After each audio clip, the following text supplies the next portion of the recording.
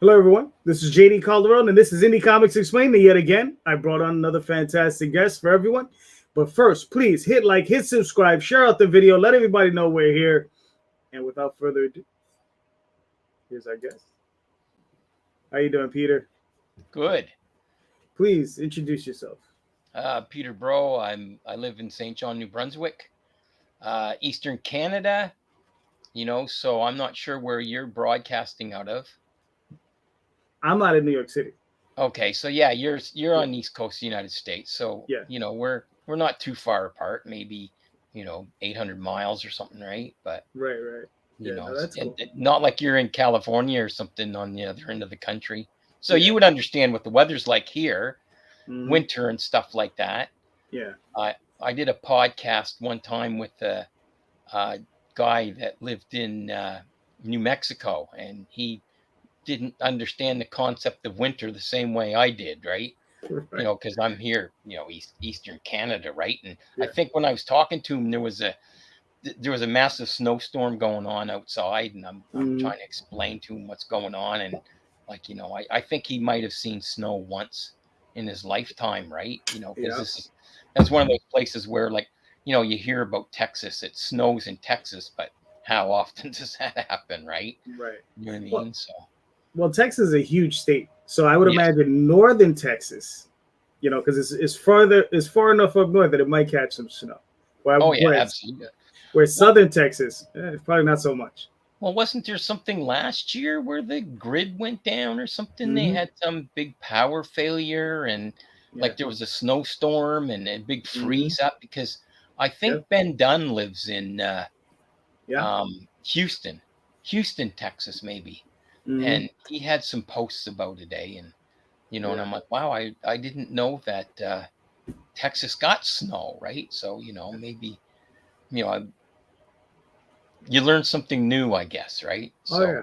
Oh yeah. So It's yeah, I'm it's gonna. like yeah, Sorry, go ahead.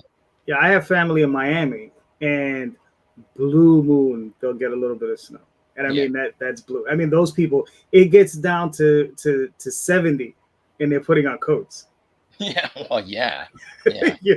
I mean that's it's insane. I was just like, what? This is very nice sweater weather. It's just very light casual sweater weather. So, yeah. But yeah, I mean, what is it you guys normally get? 6, 7 feet of snow?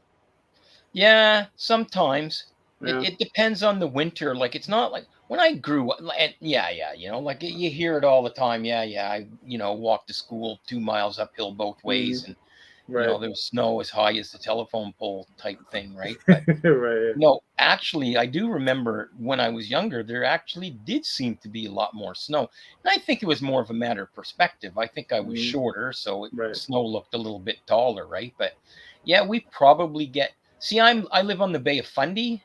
Hmm. Like if you could see like out the back door here, like Right. you can see the ocean, right? Like Mm.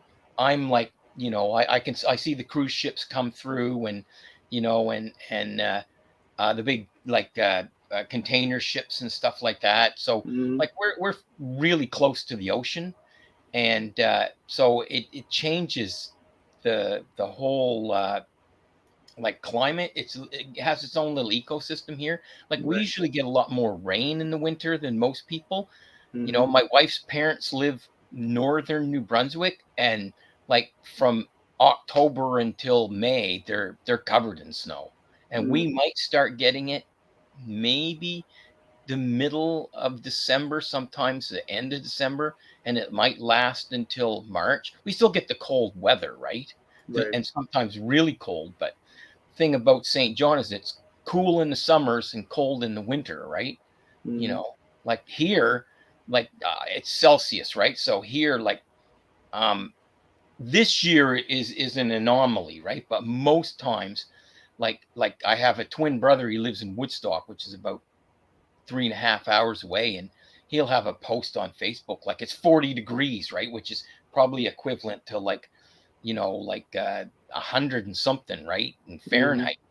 And because I think what is it 98.6 is 37 Fahrenheit. I know that because I'm a nurse, right? Right. So that 37 Fahrenheit is 98.6 degrees. So 40 Celsius would be about 105, right? So he'd post Mhm. it's 105. I'd post on my deck, it's like 18, right? So it's like Well, 65 degrees on my deck and it's like 105 on his, right? And mhm. we're only 3 hours away, but it's because of that. It's because of the ocean, right? Yeah. Bay of Yeah. Fundy blowing the cool air up and through. All right. Well, that's cool. Listen, let's get into comic books. I'm sure Yes. people don't want to hear about weather. Yeah. They want to know Absolutely. about the comics. Check it out. So, there's a question I ask everybody, Peter. So I always enjoy this question. So, Peter, there was Yes. one time there was a little Peter, and little Peter was reading comics. I don't need to know your first comic, but I would like to know what was the first comic that ever inspired you to write comics.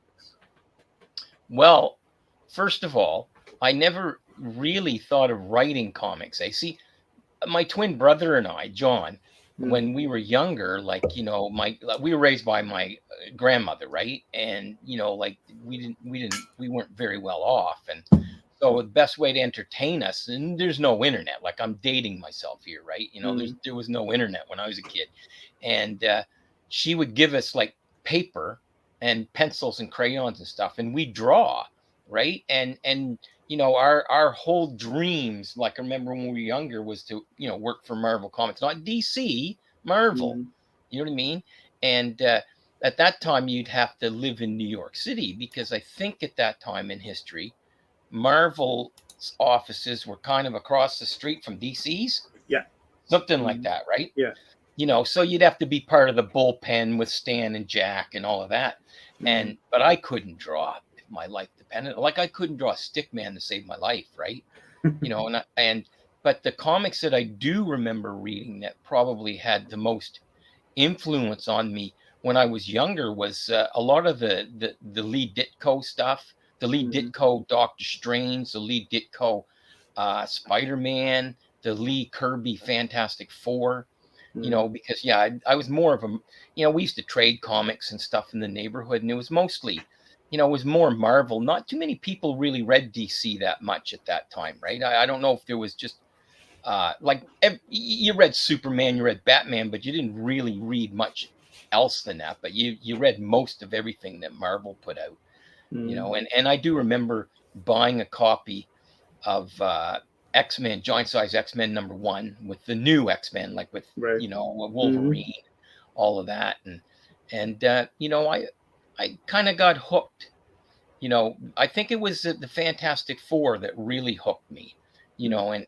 And I continue to read them, and I've actually got most of the comics that I remember buying as a kid. I've got quite a big Nice. collection still. I got Mm, tons of comics from the 40s and 50s and 60s. And one of the things I tried to do was get as many of the Lee Kirby Fantastic Four as possible. Now mm. I haven't managed to get any of the first 5 issues, but the Gotcha. earliest issue I have is issue 9. And Mm, I've tried to get a lot of the Lee Ditko Spider-Man originals too. And I think the earliest one is one I got up there on my wall there. I think it's where it's Daredevil. It's Spider-Man, and Daredevil's got the yellow gotcha. suit on. So I Mm, can't see the number from here, but I'm pretty sure it's in the teens, right? nice. So yeah, those were my inspirations, right? Mm, Stan Lee, Jack Kirby, Steve Ditko, Dick Ayers, all the Silver Age stuff. But if you move on, I think the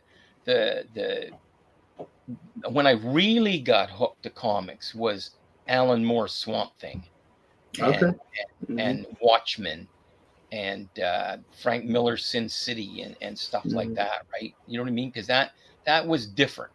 Like right. Watchmen was different. Um, Swamp So Thing glad. was different. Like the art was phenomenal. The stories had depth, and you Mm, had to think about them. Not that Lee and Kirby didn't do a fantastic job, and Ditko and them didn't do a because they did. They revolutionized comics.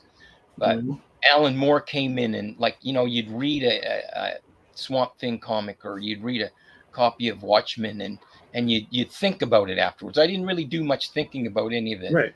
Fantastic Mm, Fours that I read, or the Ditko Spider-Mans. I had fun reading them. They were fun mm, comics, right? right. You know what I mean? But you didn't. There wasn't. It was I think more changed everything. And I think that's probably, when I really started getting more into the comics. And that was what, the late 80s, I think, when that stuff come out. Nah, that would for Swamp Thing would have been the early 80s. Okay, early 80s, Yeah, yeah. now Watchmen was 86, Yeah. right? So So you're yeah. probably talking about 84, I 83, somewhere in that area. I remember buying them in Strange Adventures comic shop, and it was just a tiny little comic shop, no bigger than this room here, eh? Mm-hmm. And it was the only one in the city of Fredericton at the time. Like, I The don't one think there around me. was very many. Comics weren't really that popular in the middle 80s, and Mm-hmm. and then you had the big 90s, Surge, the yeah. Image and all that Mm-hmm. stuff, right? you know but I decided, like, the interesting thing about the writing is that about 5 years ago, I'm listening to Mm-hmm. CBC radio, and CBC radio here is probably like your NPR in the United States, Mm-hmm. right? It's Right. public radio, and they had Heroes Beacon, the local. I live in the city of St. John, and Heroes Beacon, one of the local comic book stores, and Bell Alliant, which is a telecom company, cell phones, internet, all of that stuff, right? It would be, like your uh, I don't know, AT&T or T-Mobile, yeah. yeah, Mm-hmm. and Knuckle Down Studios was hosting this character creation contest, eh? Mm-hmm. And they wanted to create the first.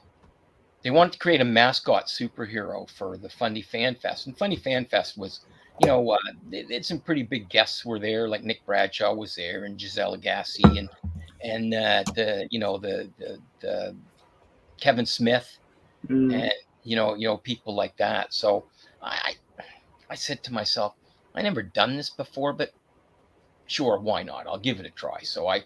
I contacted them, and I had to go meet in the, in the 13th floor or whatever, the Bell Alliant building, in this conference room with all these people. I no idea who they were, right? And pitched to them this idea, right? And I went in there not knowing a friggin' thing about what I was doing, bluffing Nice. the whole way through.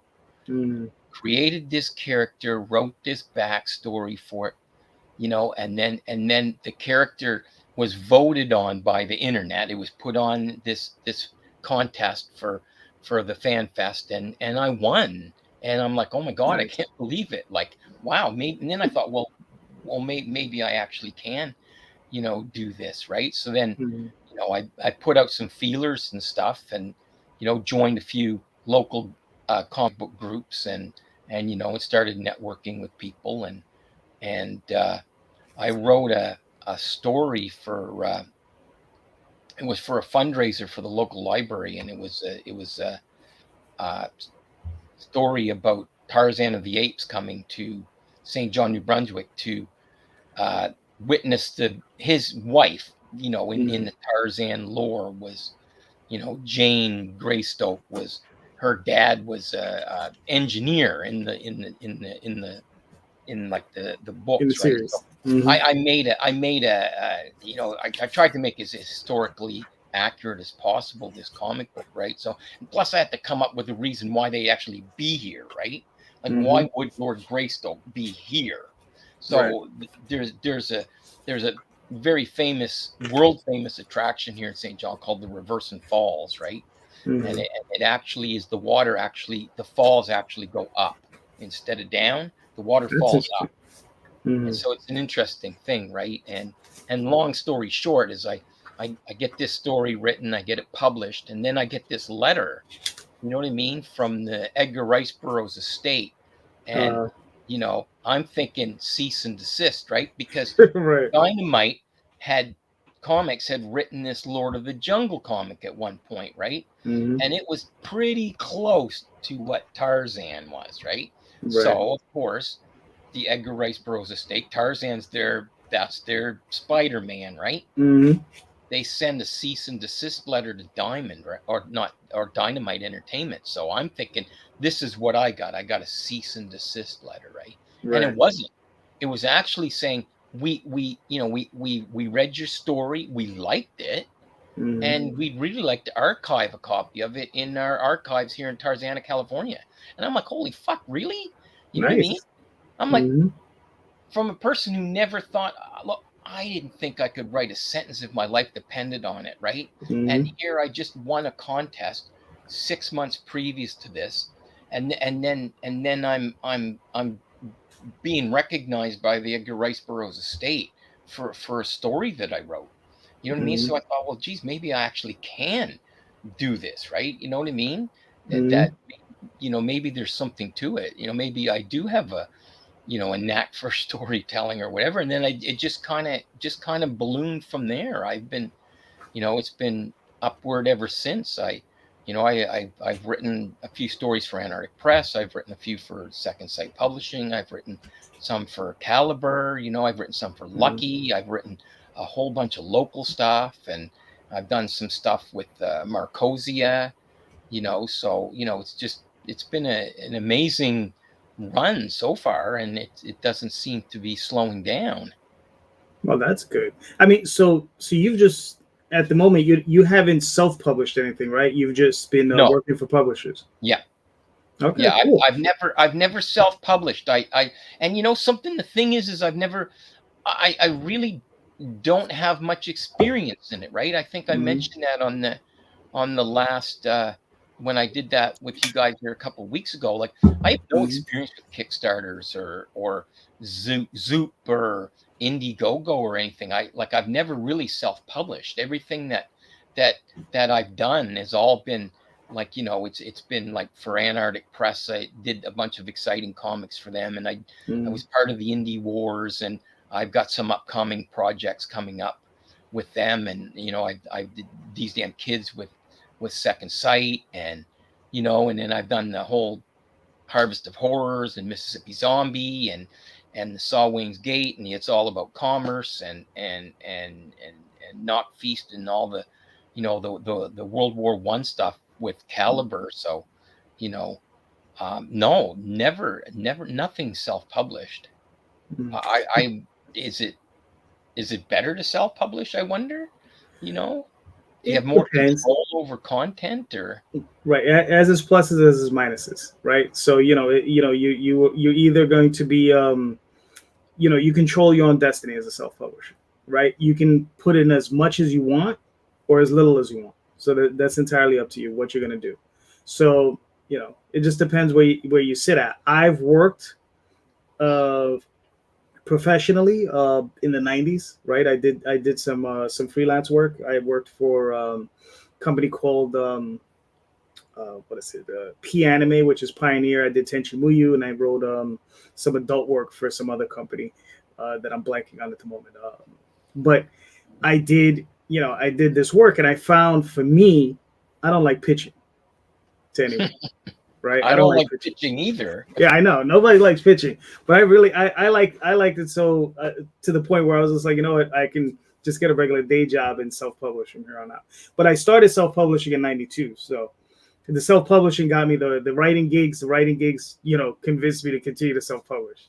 So it just depends where you're at. It Yeah. just how you like it or don't like it or whatever. Now, with the Antarctic work, did they pair you with an artist, or did you find one before you went there? How did that work out?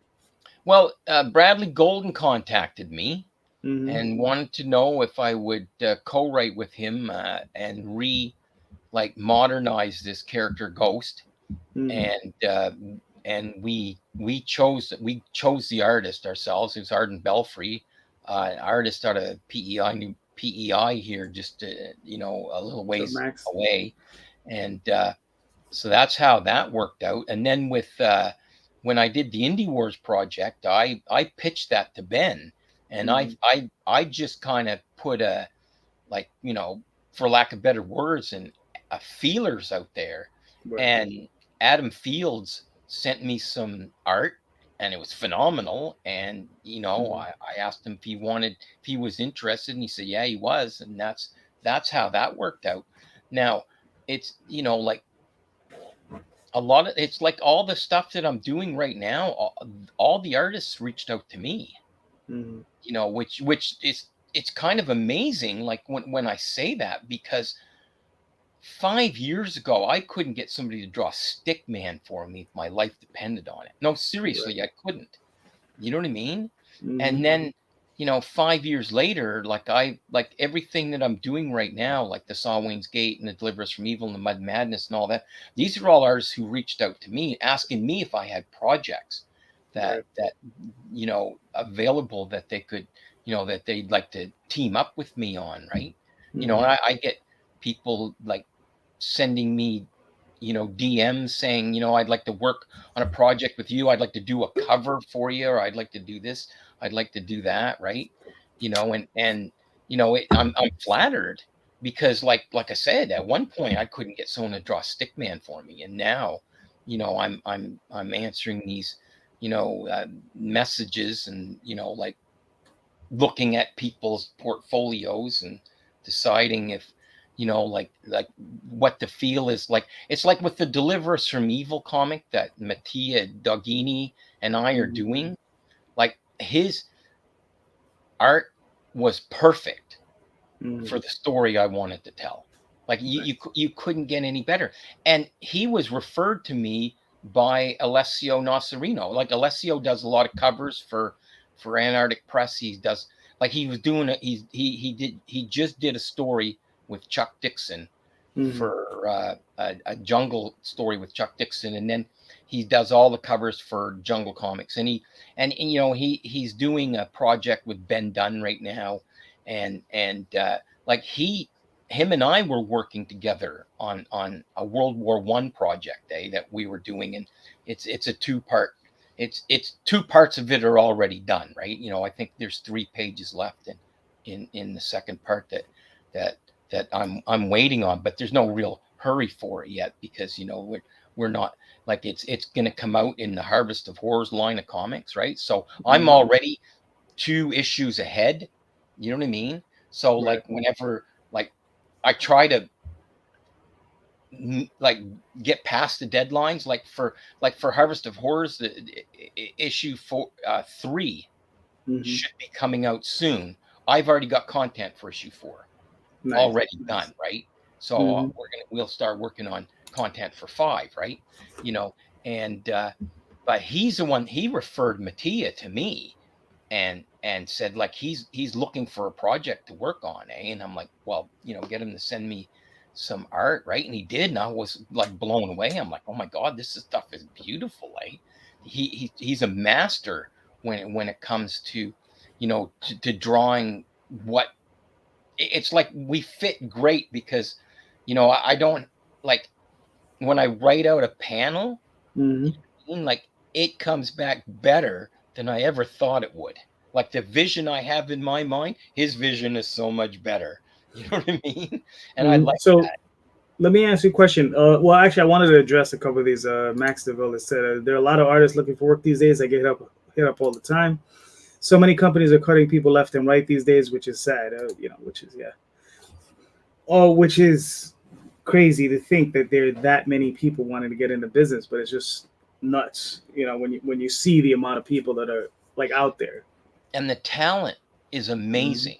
Yeah, like it's unbelievable, some of the talent out there. Like I'll sing Mattia's praises for a few minutes here. Like, I sent a PDF of Deliver Us from Evil 1 out to different creators, to like Jonathan Hendricks and Evan Posio and Kenny Christensen and other people to read, like, do a beta read, and then send back like criticisms to me, and tell me, like, like, where can I make this better before I actually get the finished product out there. And the number one, and I sent some to Black's Cleric and other people, and the number one, like,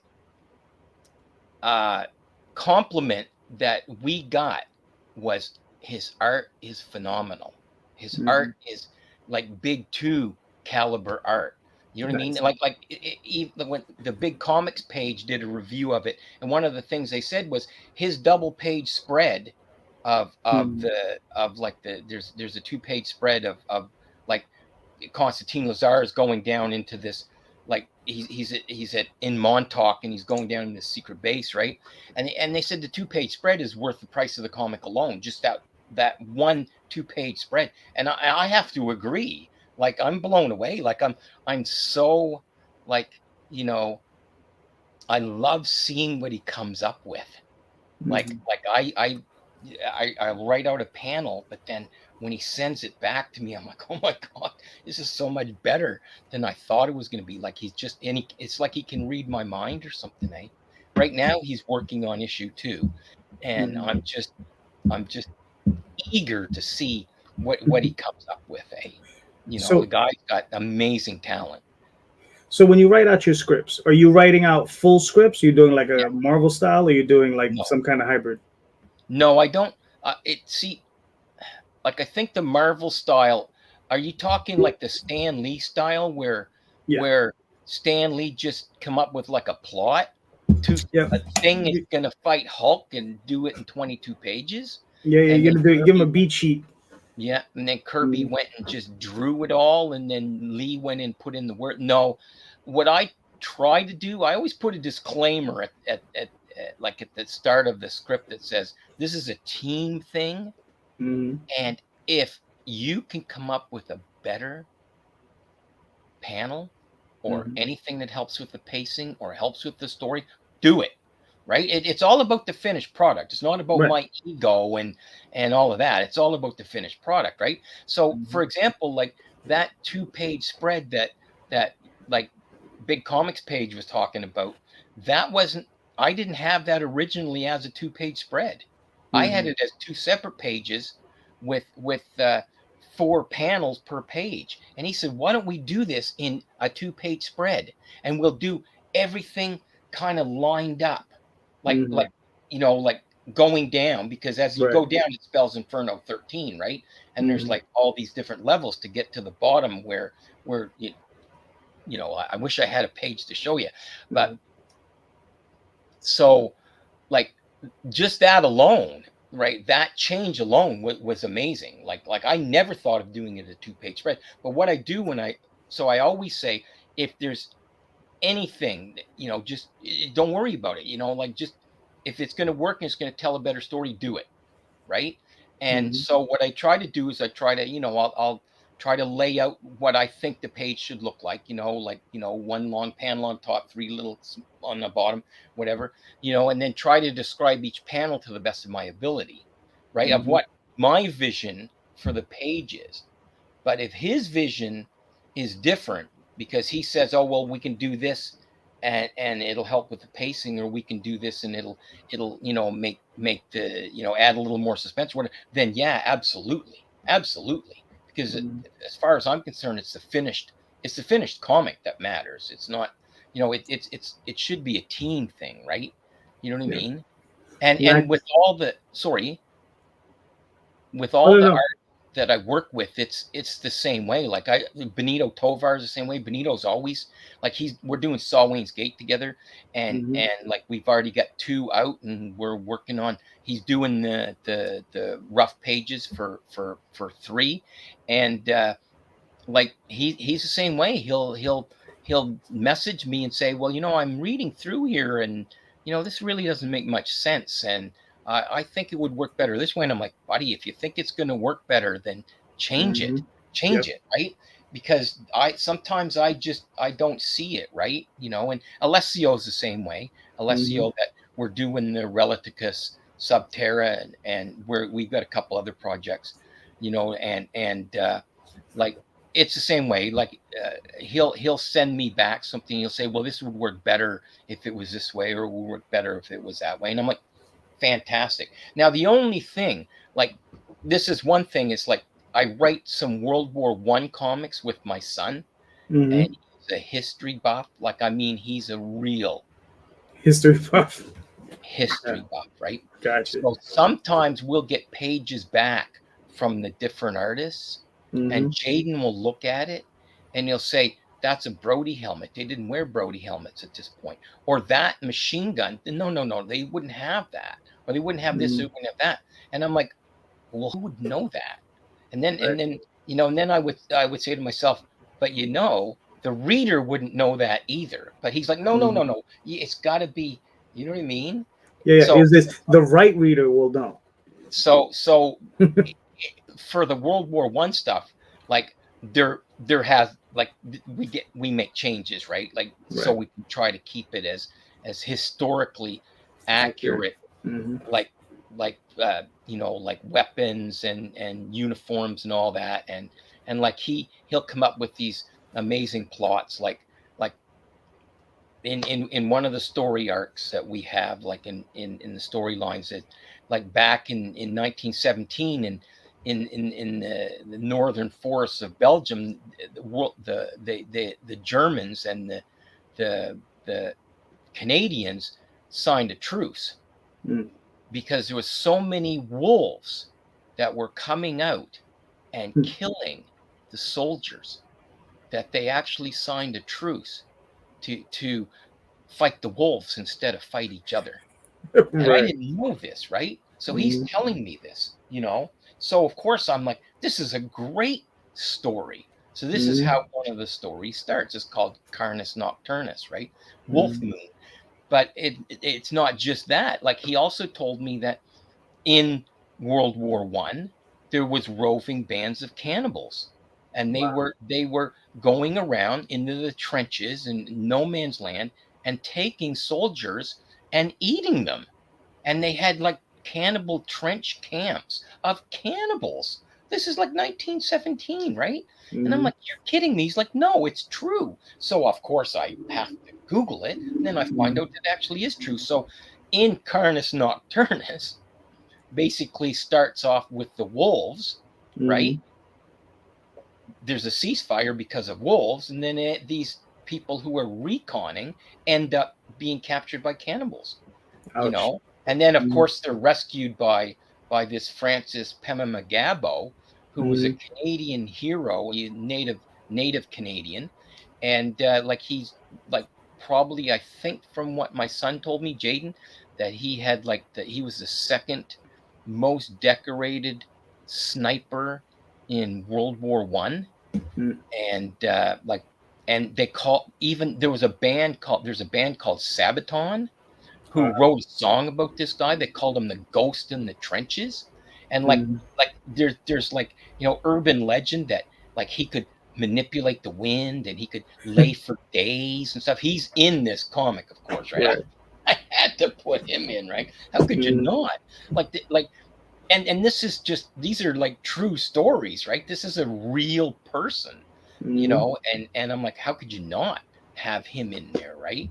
You know what I mean? And then that's the one that we're working on now, that like I was saying, that with Alessio and Nocerino, Hmm. um, like there's Jaden told me about something called the Angel of the Mons.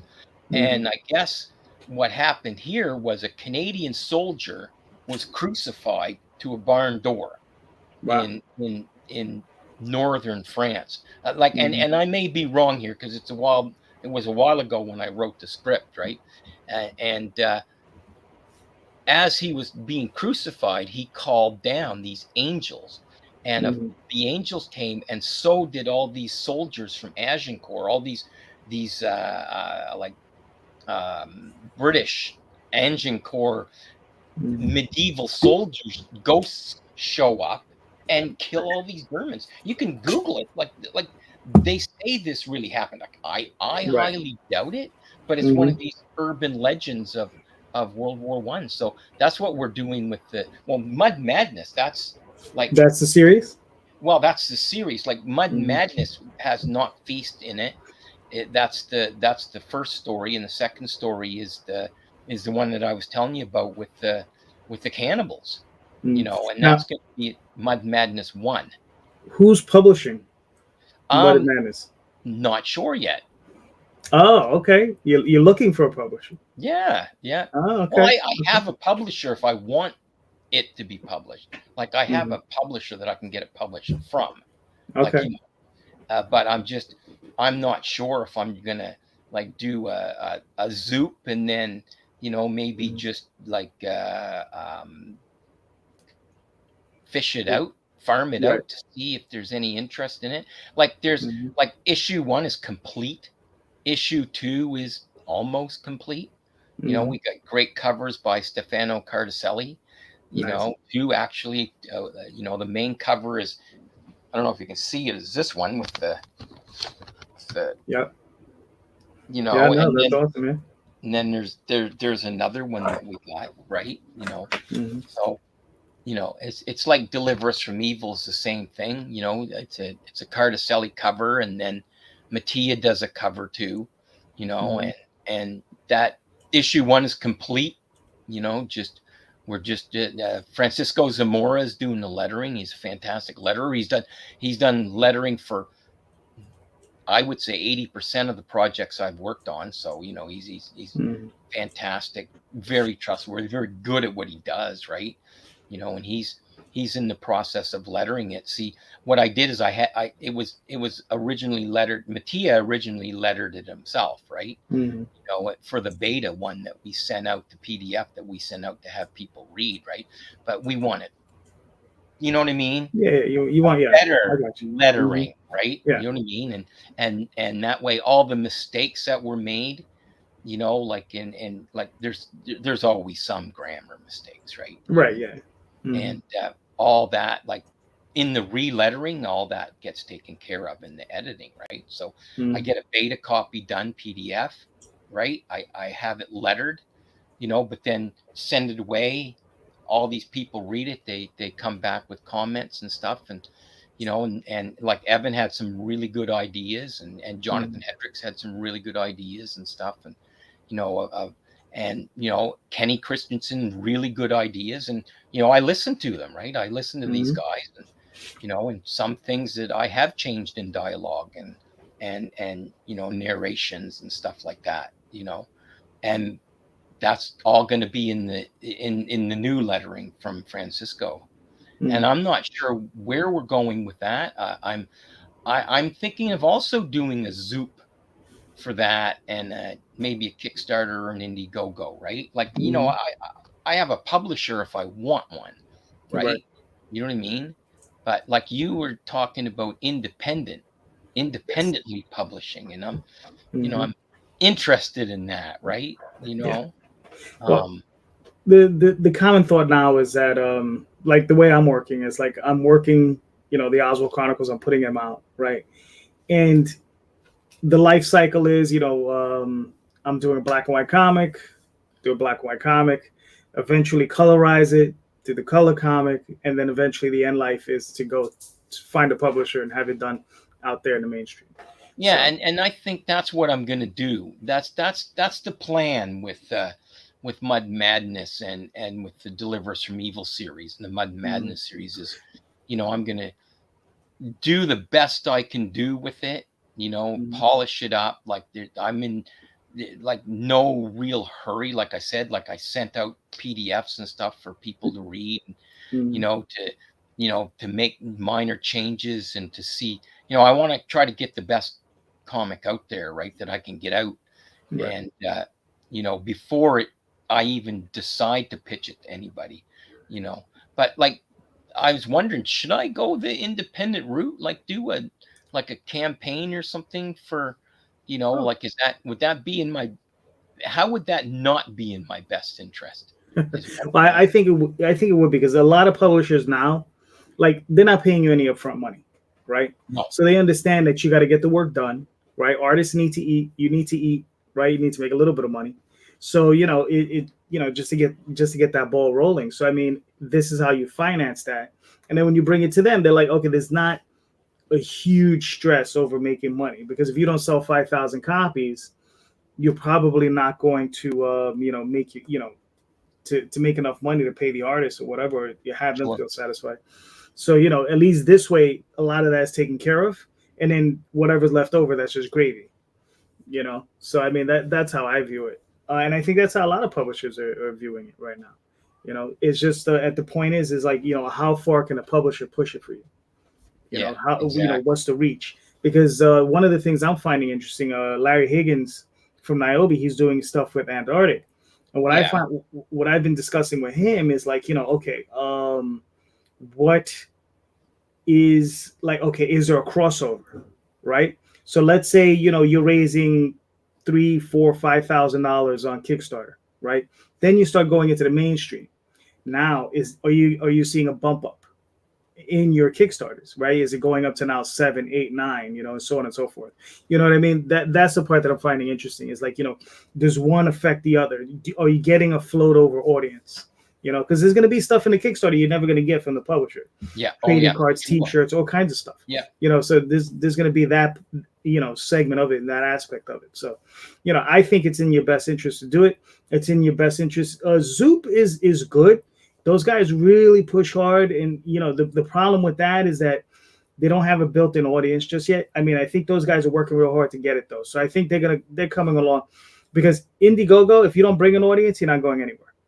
All right, Okay. You got to bring your audience. You have to go out there and bring them. Kickstarter, a little bit easier, but none of it's easy. So you're gonna go out there. You'll have some people find you, but you still got to work it. You still got to work it hard. But I think the greatest success early on is to be Kickstarter. But you can always do Zoop and then go to Kickstarter. You know what I mean? Yeah. So it always just depends. Or you could just do Kickstarter, then do Zoop, and then Indiegogo, whatever. So it just depends how you want to work it. I think the scary part about the going on at the crowdfunding is if they don't fund you. It happens. It happens. I imagine that's there's probably a humbling aspect to that, right? Right. Yes. You know what I mean? But you know what? Sometimes you got to eat that humble pie before you can move on, right? I mean, is. Sure. It's a learning experience. You can't don't let it defeat you. You just keep moving on. Learn because you're gonna learn something from that. Maybe you put your goal at 5,000 when maybe you should only had it at 1,500, or maybe you put it at 2,000 and it should have been 500, right? It depends, where you're at. You're gonna learn something. You're gonna definitely get an experience from it, and it's invaluable. I've done 26 of them at this point. Oh, so wow! Okay. Yeah, I've done. I wonder if there's a difference being a Canadian and doing it than there is doing one as an American. Because shipping, I would imagine. Yeah, I try to support as many Kickstarters as possible. Like you know what I mean, and like the shout out to Evan and Stefano. I contributed towards their project too, right? Blood Run. Yep. And goodbye. Yep. The only thing I noticed the most with all the stuff that I do support is the shipping can be kind of outrageous, eh? Yeah. Like I'm here in Canada, and like some of them will say like $25 to ship a comic book to me from, like Michigan or something, which is just across the border. And I'm like, wow, that's a little steep, isn't it? You think that it's no bigger than an oversized envelope, which should only cost maybe, $8 or something. But so I think that might be a little bit of a hindrance, is the, because I know from state to state in the United States, it's like eBay, for example, right? Like you could probably buy something off of eBay and get it shipped to you. Sometimes they'll give you free shipping. Like if it's only a comic book or a book or something, because it's only going to cost $3 or $4. But for me to get it shipped to me here in Canada, it's like $30. I'm like, what? What happened when I used to be able to buy things from the States cheaper than I could in Canada, right? I think it's the postal people caught on. I mean, one of the things you could do, and it's one of the things that I see a lot of people doing, is that what they're just starting to do is we're starting to hook up with people in other countries, right? So what we're doing, you'll see some guys doing this. I think Critical Blast, I think, does this for some of the European, some of the guys out of Europe. They'll send him the file. They'll place an order with a printer. The printer will go to him. He's in the States, and he'll fulfill the order for them. And he'll charge probably a few bucks. Okay, I got you. Yeah. And then he'll ship them out. So because the shipping from the EU to here is ridiculous as well. Yes. And I think, probably setting up something like that with somebody here in the States. I mean, Critical Blast was one guy, but there's several people doing it. There's a couple of the printers that are doing it. And then you would just place an order and then ship it out. Now, the only problem with the printers is they won't put in like extras, right? Like if you want to do trading cards and that stuff, they probably won't do that. But if you're working with someone like RJ, he'll probably put in all that extra stuff. But again, there's fees involved. You'd have to, work it out with him. So yeah, there are the fulfillment companies. They can also do it and probably make it a little cheaper for you. But again, Now, you got to discuss that with them. with Zoop, now I'm Mhm. just curious. Like, I don't know a whole lot about it. They I do think everything, don't they? I think they're doing fulfillment. Yeah, I think they're doing Yeah, fulfillment, which in like your case might be really good. The yeah, only thing and is like you got to worry about signed books, right? So yeah, you're not gonna do a lot of that, or those could be like the special books. You'll do in advance. You do like an extra 25 in advance, send it to them yeah. in advance, and be like, okay, Well, boom. there's a printer here locally Mhm. that's really good that I get stuff done from, Yeah. and so Mhm. like if that was something I ever decided to do, I would just exactly just print the special ones that need to be signed here and then just ship them out. It might actually be less expensive than what Kickstarter or Zoop actually charges for the shipping, right? Because is it just a flat rate? Like, do they With just what? like, so for example, like I order something and it's like $15 for shipping, Mhm. right? Now, Right. is that just a flat rate that the computer generates, or do they, does every Canadian have to pay that, or is it just, or do they actually base it on what it actually will cost? No, it's typically based on. I mean, we try to get it as close as possible. It's an Yeah, approximation. So it's just like yeah, we're trying to say it's 2025. Some yeah, companies, what I've seen some people do is they bill after the campaign. So yes, I've seen that. they'll give you the exact Yeah, amount. They'll be like, all right, yeah, we know it's 2650. yeah. So that's what it's gonna be. I like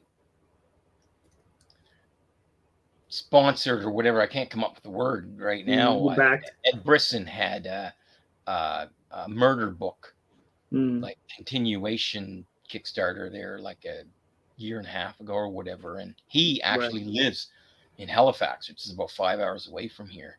Mm, And that's the way his campaign was. That you paid the shipping after, right. it, Hmm. after the campaign was over, they would just base the shipping on individually for each person, right? Which Hmm. is kind of great because I wasn't that far away, right? Like Right.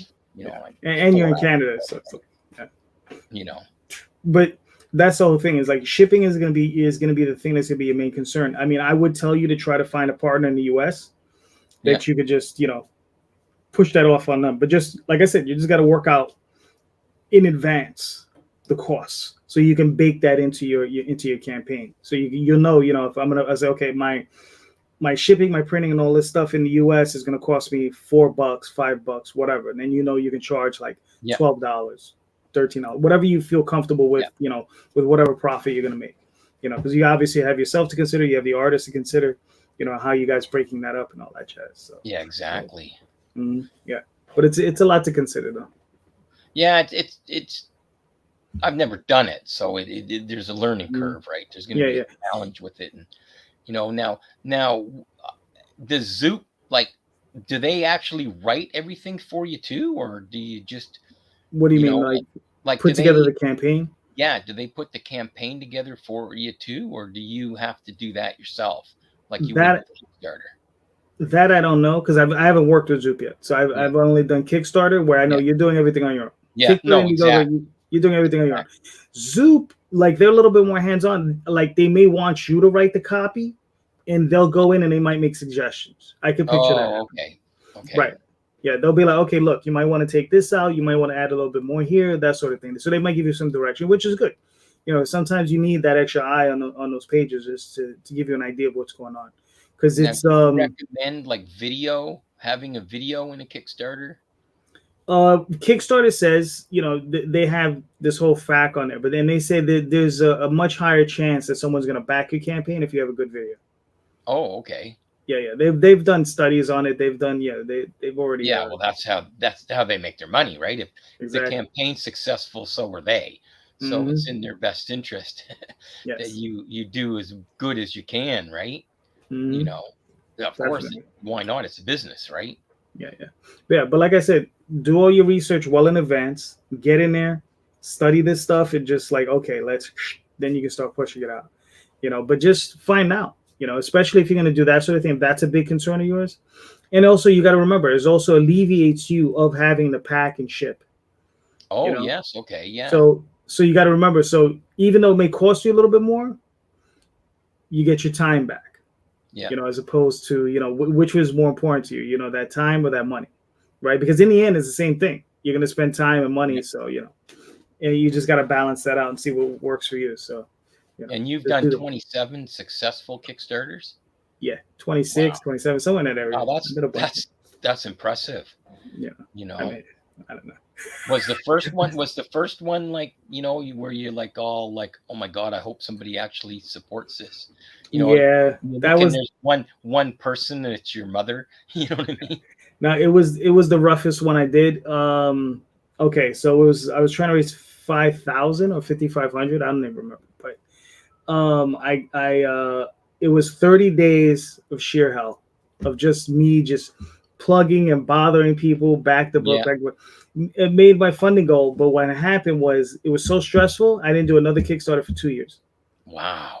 Yeah, and then I had done another one, and it was similar to that one. I said, okay, I'm not, and I was doing like hardcover books, right? So they were just very expensive to produce and this whole jazz. And I was just like, you know what?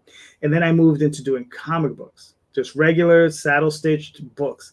Yeah. And what I did was I said, I'm not going to stress myself out. I'm going to put my level at $500 and I'm just going to go.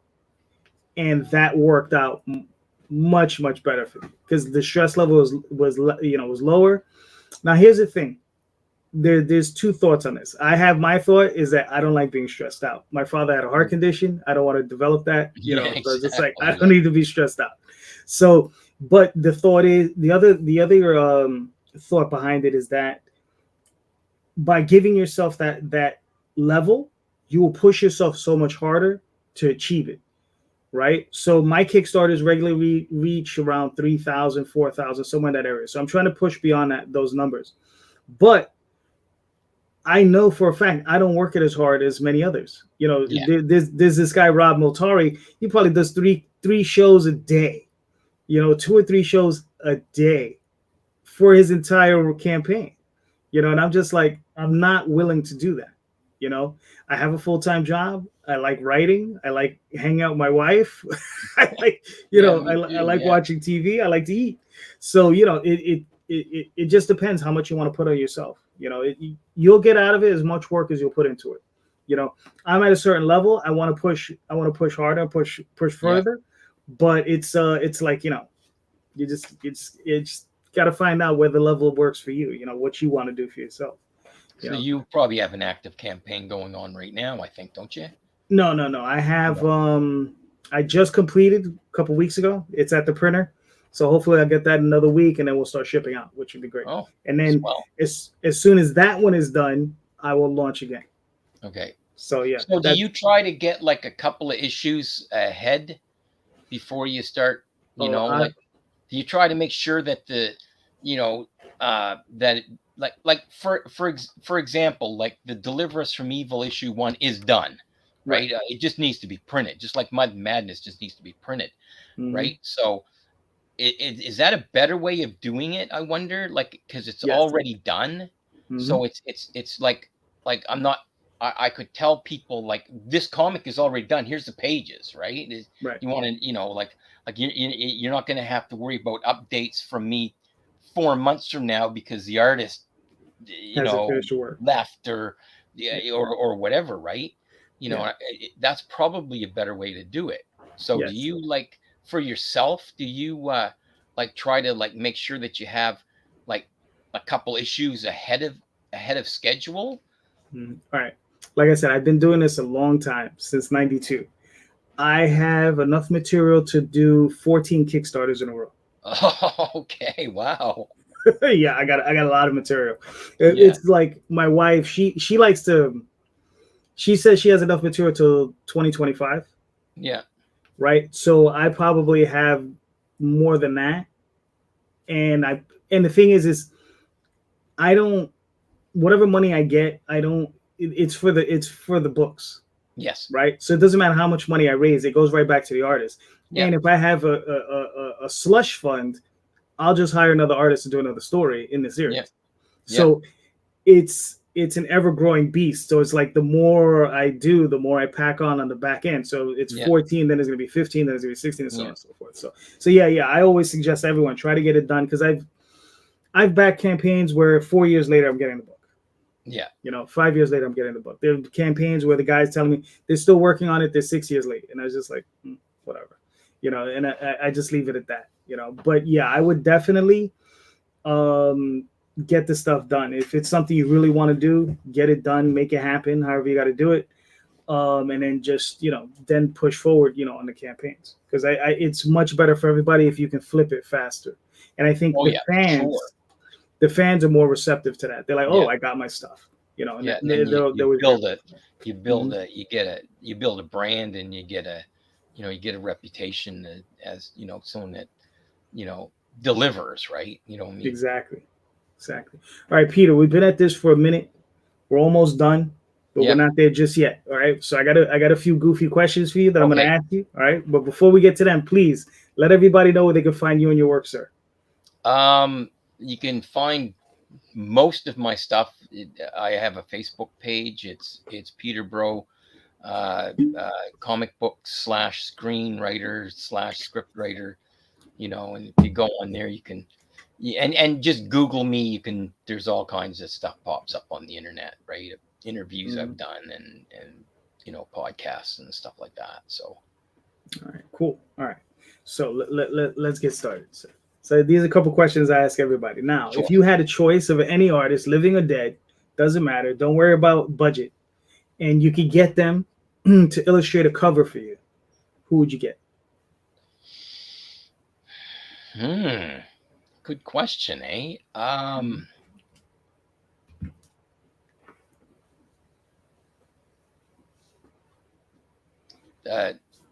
Probably like I've always been fascinated by like the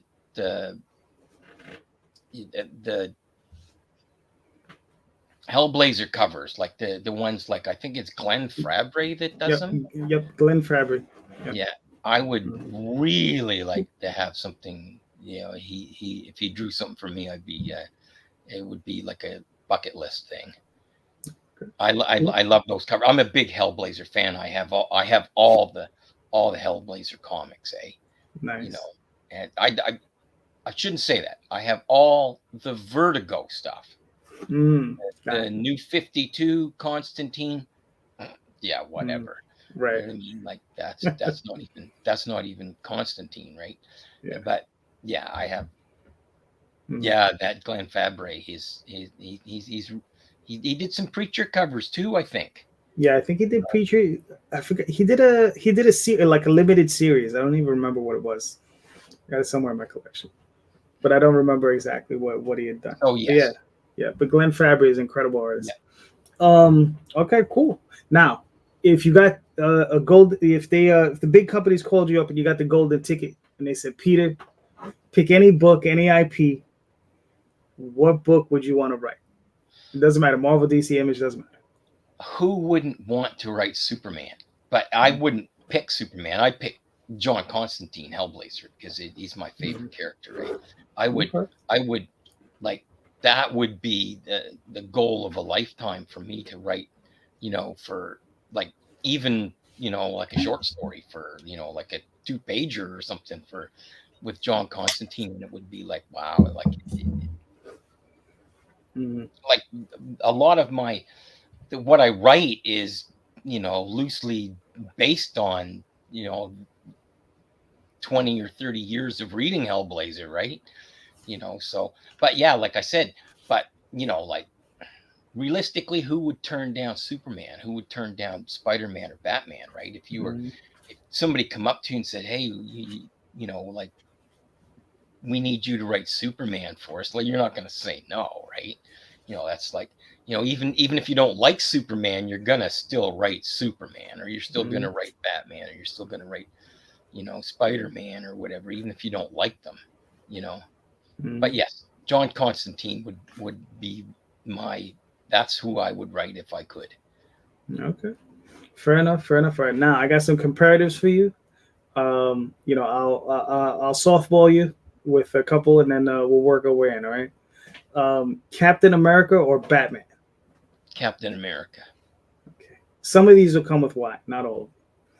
Godzilla or Gamera? Godzilla. Okay. Um, hmm. Kirk or Picard? Always Kirk. Okay. Fair enough. Fair enough. Bone or Cerebus? Are they by the same guy? No. No. Jeff Smith Cerebus is and Yardlark, right? yep. Yeah, I Cerebus. Okay, he's also Canadian. That guy, Daveson. Yeah, Dave C. so, so at least you can say is nationalistic. Um, hmm. Terminator or RoboCop? Terminator. Okay. Frank Miller or Alan Moore? Alan Moore, of course. Okay. Miller's good. Don't you know? Miller's good at what he does, but he's not Alan Moore, right? Mm-hmm. You know, Yeah. Alan Moore's writing is almost poetic, right? Yeah. You know, and then if you read From Hell, like it's unreal. Like I've never been able to finish it, and like I went out, like they have a colored version now, you know, and I bought that, even though I have a copy of the black and white one, right? Yeah. And I bought the colored one, and it's like it's one of these works that you have to slowly read your way through, and it's just so deep. Yeah, like very dense, unbelievable. Like, but now this might not be true. It might be just an urban legend, but I heard that his scripts are sometimes longer than the comics. Yes. Right? Like he'll send you a script for a 22-page comic, and it'll be a 40-page script. Yeah. You know what I mean? With, you know, references and, you know, footnotes, and this happened at this time and this happened. Like the guy is just unreal when it comes to, you know, he's very thorough in what he does. And, you know, well, I guess that's why he's Alan Moore, right? You know? Right. Well, I mean, you know, what's funny is for myself, it's like, you know, I in that question, I always choose Frank Miller, but it's a different reason though, because I find Frank Miller's work more entertaining. Yes. Right. I think Moore is the better writer. Right. I think the two best writers that have come down, I think, is probably Moore and Gaiman. Right. Yes. Oh, for sure. You know, and choosing between those two is real tough. You know, I would be hard pressed. But for me, the most entertaining stuff I ever read from Moore was Swamp Thing, Miracle Man, and I wouldn't include Watchmen in that. I consider Watchmen very interesting, but I don't consider it entertaining. The League of Extraordinary Gentlemen. That was pretty good. That was good. It gets honestly a little funky as it goes on, right? Yeah, it gets a little weird. I mean, stuff is a little out of there. Yeah, like I couldn't get into it. I enjoy Promethea. I love. Yeah, Promethea is good. Yeah, I love Tom Promethea. Strong stuff like that. Yeah, the Tom Strong stuff. Yeah, that stuff I enjoyed. I enjoyed the stuff he did on Supreme. Oh, I loved the Supreme stuff. It was Supreme. You know what Supreme reminded me of? 1950s Superman.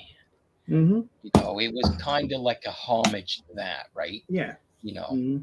Yeah, but I read like the stuff he had done, the H.P. Lovecraft stuff he did. Interesting, but I don't consider it entertaining. Yeah, it's too deep. Well, I found. Listen, I hate saying this. It's boring. You know, it's just like I read it. It's just like it's interesting, but it's just like, okay, you know, because I'm a huge H.P. Lovecraft fan. Hickman, Jonathan Hickman.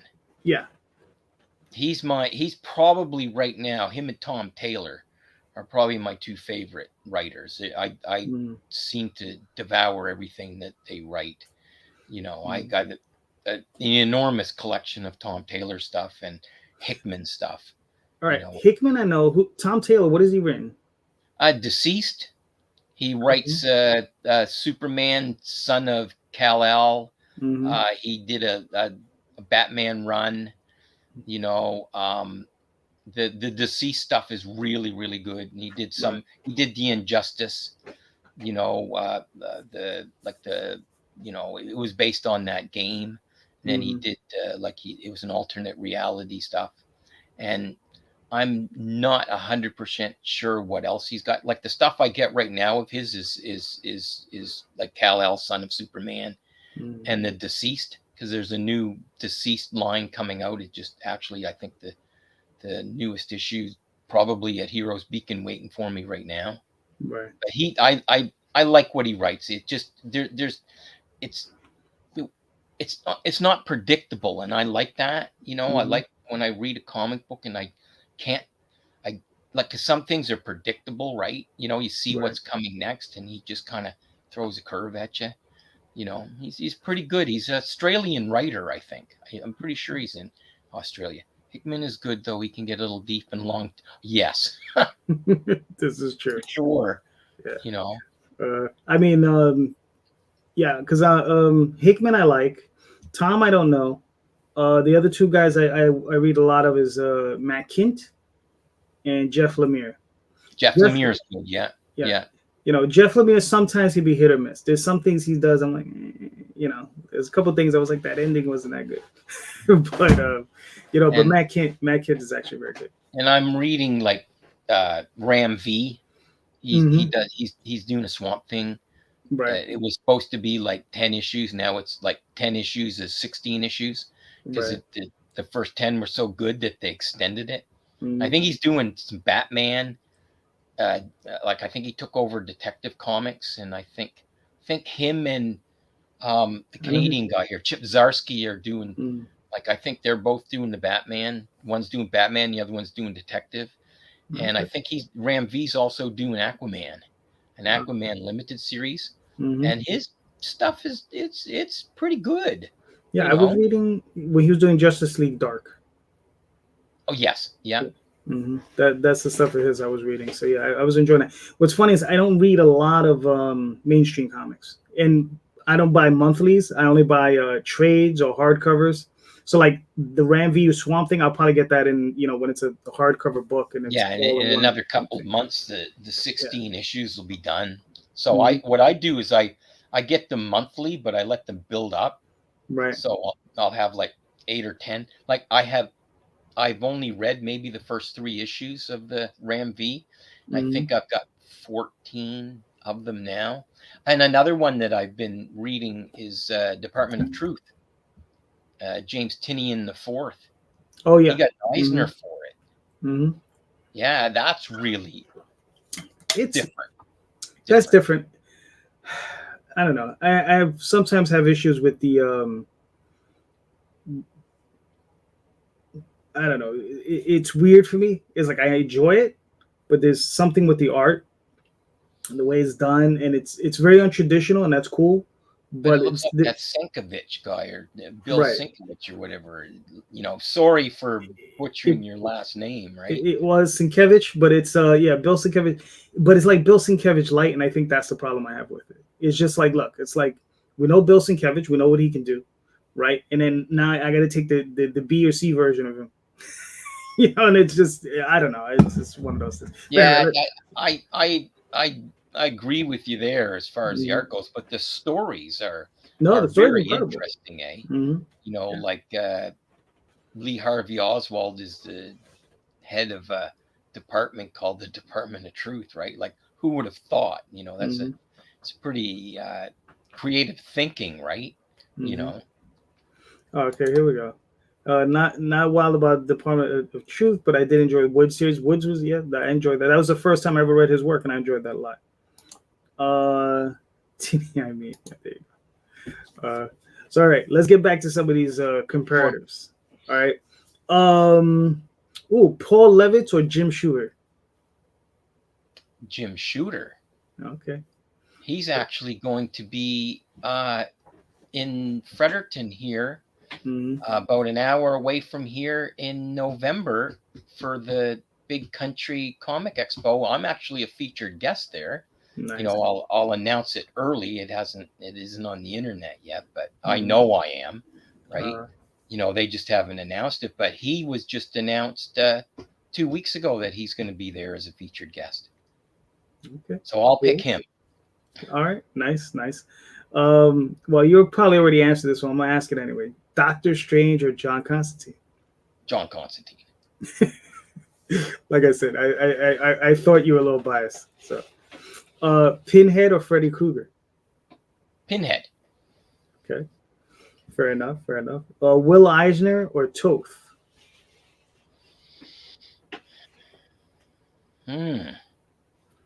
Eisner. They named an award after him. Okay, cool. Robert E. Howard or Fritz Lieber? Oh, got to be Robert E. Howard, hands down. He's the father of sword and sorcery. Eh? He's the man. Well, what's funny is Fritz Lieber is the one that coined the phrase. Oh, really? Sorcery. Yeah. So that's the funny thing about it. So,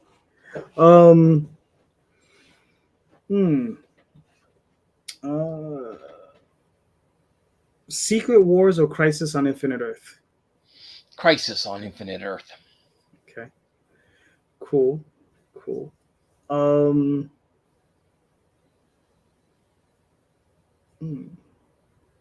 Oh, Gaiman or Morrison? That's a tricky one. Mm-hmm. I like Sandman, Yes. but I also like a lot of the stuff Morrison did. He did a Swamp Thing run. Very short, maybe 4 issues, and then Mark Miller took over after that. And it was phenomenal, eh? A lot of the stuff. So, but I got to go with Gaiman. Okay, fair enough. Yeah, I mean, for me, what is it? The Superman story that Morrison had written. The New 52 one? Not the New 52 one. It's the one he did with Frank Wiley. All-Star Superman. All-Sstar Superman, yeah. Yes, that's phenomenal. For me, that's like my favorite Superman that I've ever. Yeah. That was really, it was a true homage to everything that's Superman. Asimov or Heinlein? Asimov. Okay.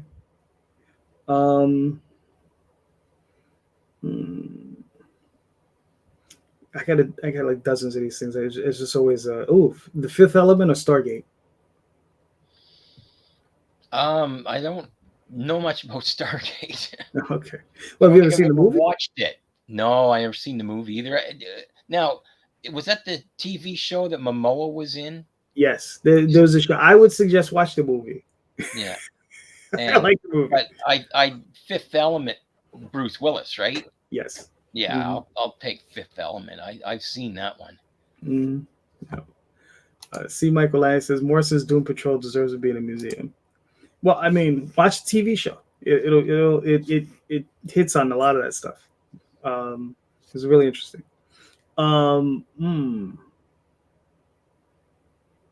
Twilight Zone or Outer Limits?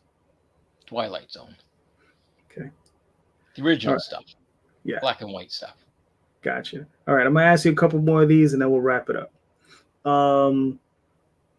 Buffy or Supernatural?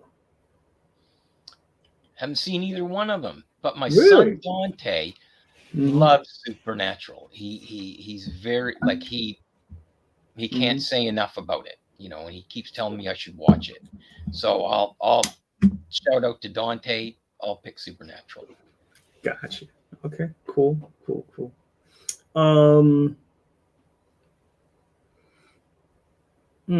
Jason Voorhees or Michael Myers?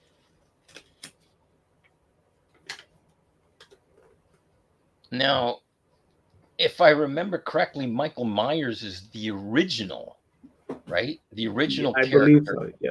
From Friday the 13th with Michael Myers, right? Jason Voorhees was the reboot. No. It's a different series. So you got right. So you have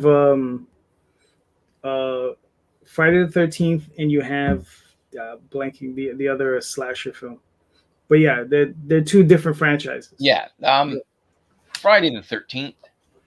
Jason Voorhees. I'm not entirely sure what I know the name. But you're not entirely okay. Cool. Lord of the Rings or Star Wars? Lord of the Rings, of course. Okay. I'm not a Star Wars fan. I work with this guy, Levi. He knows everything about Star Wars. And you know, he's tried his hardest, God bless him, to, you know,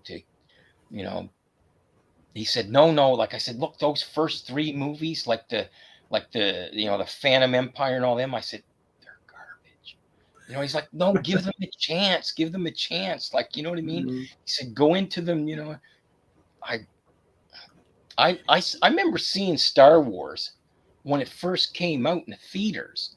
Okay, in 77. I was like 12 years old, right? I remember going to drive-in and seeing it. And then I waited in line to see, you know, Empire and Jedi. But then when they did the, you know, like, of course, like everybody, when they did the Phantom Menace and all those, like the prequels, I was like, oh my God, can't believe it. They're new Star Wars movies. And I was very let down with them, right? But maybe I don't know enough. Like Levi says, look, he says, you know, if you knew the backstories, and like he knows all the backstories, and he knows all the, you know, the lore, right? You know what I mean? Like, and stuff like that. If I knew more about it, maybe I might enjoy it more. I don't know. I didn't enjoy the J.J. Abrams. I didn't enjoy the Disney Star Wars reboots either, you know. But I did like The Mandalorian. Yeah, The Mandalorian was fun. Now, here's the thing. I was probably about 9 when it came out, and I got to see it in the theater as well. I remember standing in line for all the other movies. And when the prequels, right, Phantom Menace and those movies, I find them entertaining. I could watch all 3 movies in about an hour and a half. So I fast forward through all the bad parts, and I just watch the parts I like, and there you go. And I find them very entertaining like that. What? That's how I should do it too. Yeah, because there's like the visual effects are incredible. The action is really fun. The parts that are good, like I love Ewan McGregor in those movies. I think he was great. Yeah. But you know, whenever Padme and Anakin are on screen together, forget about it. It's just Jesus. Like why? Like, you know, yeah. So yeah, whenever I hit that stuff, you know, I just fast forward through it. All right, so Mr. Lanning helped us out. He says Halloween is Mike Myers. And Mike Myers was the first slasher. Jason is Friday the 13th. Oh, okay. Okay. So there you go. So Mr. Lanning helped us out. Thank you, Mr. Lanning. Yeah. All right. And we'll wrap it up with this one. Stan Lee or Jack Kirby? I would have to say it's a tie. Okay. That's fair. Well, That's fair. Lee was exceptionally good at what he did. And so was Kirby. And I know I'll probably get some slack for saying this, but like Lee deserves all the credit that he gets, just like Jack deserves all the credit that he gets. Did Jack do an awful lot more than he getting credit for? Absolutely. But don't take away from what Stan Lee did either, right? You know, and because and this is just the litmus test. Like, you know, I have Commandy. I have OMAC. I have all the New God stuff. 90% of what Kirby did as Kirby alone, I own trade paperbacks of, right? Because I love that stuff. But it didn't do well. And it didn't sell nowhere near as well as the stuff Lee was writing. So together they were phenomenal. You know what I mean? You know, and like a powerhouse, like they changed comic book history. We wouldn't probably even be talking about comic books right now if it wasn't for the Marvel Age of Comics in the 60s, right? You know, like maybe somebody else would have came along, but I don't know. Like Lee, like when you think about it, like you look at what he wrote in the 60s, almost every Marvel comic that came out in like from 62 to probably, and I know there's Marvel historians out there that are going to correct me, and fair enough. And probably till like 66 or 67, he probably wrote every freaking thing Marvel had coming out. And he probably had like 15 titles, 20 titles a month coming out. And yeah, I know, like he didn't, you know, his writing style was you draw it and I'll just throw in some words, but still, that's a lot of work. You know? No, it is. Of course it is. And he did help out with the plotting. It's not like he didn't help. You know, it's that sort of thing. All right, listen, I do have one last question. And then we'll like I said, we'll wrap this up. Comic year, 1986 or 1991? 1986, I would think. Mm-hmm. That's the Watchmen year, isn't it? Watchmen, Dark Knight, Yeah. John Byrne on Superman. Oh yes, I got all them in trade. You know, I'm like yourself. I buy a lot of, like, I've got 2 bookshelves over there, and it's just all trade paperbacks, and omnibuses. I find it's easier that way, right? Yeah. You know, I have a bunch of the Byrne stuff that I remember buying. You know, like when I was like teenager. You know, when it wasn't as acceptable to be buying comics back then as it is now. Sure. You know, so. Yeah, no, I would. In 91, Image. Yep, 91 was Image. Mm-hmm. Yeah, I think Image was good for, like, good for comics as a whole, right? You know what I mean? Yeah. I think the Image model is fantastic, right? It's creator owned, right? I assume they own the IPs, and Image just takes a slice, right? You know, and I think Marvel and DC, I don't know, like, I you know, correct me if I'm wrong, but I think Marvel and DC pay you a salary. Well, you know, Marvel and DC pay a page rate. Yeah. Right. DC will pay its creators some percentage if they show up on TV shows and stuff. They're way more generous than Marvel. Marvel pays crap. In most cases, they don't even pay anything. Like a lot of the creators, you know, like Dave Cockrum and stuff, they had to sue to get themselves taken care of, you know. Yeah. I mean, they're just horrible when it comes down to that. But DC is way better. Like I think like George Perez, Marv Wolfman, a lot of the creators, I mean, tons of them just made tons of money on a lot of these characters. I could only imagine how much money Alan Moore's raked in, and I hope he's raking it in on John Constantine. Oh, he should be. He should be. Yeah, unless he's one of the co-creators. He gave it up like he did other things, right? You know what I mean? Mm-hmm. But I doubt it. Why would you? Like, I'd still cash the royalty check every month. Yeah, you know? Yeah, exactly. I know he's cashing the royalty checks on Watchmen, so you know. Absolutely, he is. Sure, he is. Mm-hmm. He'd be a fool not to, right? Yeah. Image used to take 40% of overall profits published in market, but it was created on 100%. I don't know what the deal is today. My understanding was there was like an upfront fee, like they would charge $3,500 or $5,500, and then whatever you made on the back end, you made on the back end. So you know, if you sold 100,000 copies, you were really good. But if you sold, you know, below, if you sold 10 or 12, you're like, kind of chopping block. It just wasn't enough for you to survive on. Mm-hmm. So yeah, so that's crazy. But all right, cool, Peter, we made it. Yeah, you know? We did. Yeah, we did. All right, nice. This was awesome. Thank you so much for showing up. Please, Peter, one more time, let everybody know where they can find you and your work, sir. Oh yeah. You can just find me on Facebook. You can it's Peter Breau, or you can just Google me, or you can find me on Peter Breau, you know, comic book writer on Facebook. I'll